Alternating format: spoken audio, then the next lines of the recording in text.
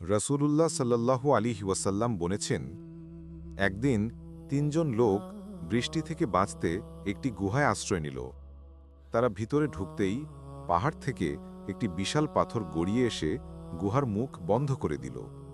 তখন তারা একে অপরকে বলল, আমাদের কাছ থেকে এই বিপদ দূর হবে না, যতক্ষণ না আমরা আমাদের সেই সব আমল স্মরণ করি যা আমরা শুধুমাত্র আল্লাহর সন্তুষ্টির জন্য করেছি এবং তা দ্বারা দোয়া করি।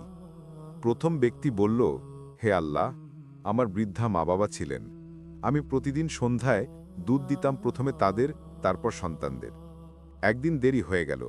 আমি ফিরে এসে দেখি তারা ঘুমিয়ে গেছেন। আমি তাদের না জাগিয়ে দুধের পাত্র হাতে নিয়ে সারা রাত দাঁড়িয়েছিলাম। ভোরে তারা জেগে উঠলে আমি তাদের দুধ খাওয়ালাম। হে আল্লাহ, যদি আমি এটা শুধু তোমার সন্তুষ্টির জন্য করে থাকি, তাহলে আমাদের এই বিপদ থেকে মুক্তি দাও।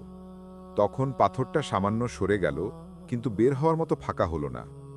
দ্বিতীয় ব্যক্তি বলল, হে আল্লাহ, আমি এক নারীর প্রেমে পড়েছিলাম। আমি তার সাথে সম্পর্ক করতে চেয়েছিলাম, কিন্তু সে অস্বীকার করেছিল। একদিন সে চরম দরিদ্র অবস্থায় আমার কাছে এলো। আমি তাকে 120 দিনার দিলাম, শর্ত দিলাম সে যেন আমার ইচ্ছা পূরণ করে। যখন সে রাজি হলো এবং আমি কাছে গেলাম, তখন সে বলল, আল্লাহকে ভয় করো আর এই পাপ কাজ করো না। তখন আমি থেমে যাই এবং তাকে অর্থসহ গেতে দেই।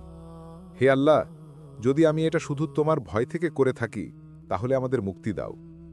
পাথর আরও একটু সরে গেল, কিন্তু এখনও বের হওয়া সম্ভব হল না। তৃতীয় ব্যক্তি বলল, হে আল্লাহ, আমি এক শ্রমিককে মজুরি দিয়েছিলাম, কিন্তু সে না নিয়ে চলে যায়। আমি তার টাকায় ব্যবসা করলাম, গরু, উট, ভেড়া ও কৃষিজমি পেলাম।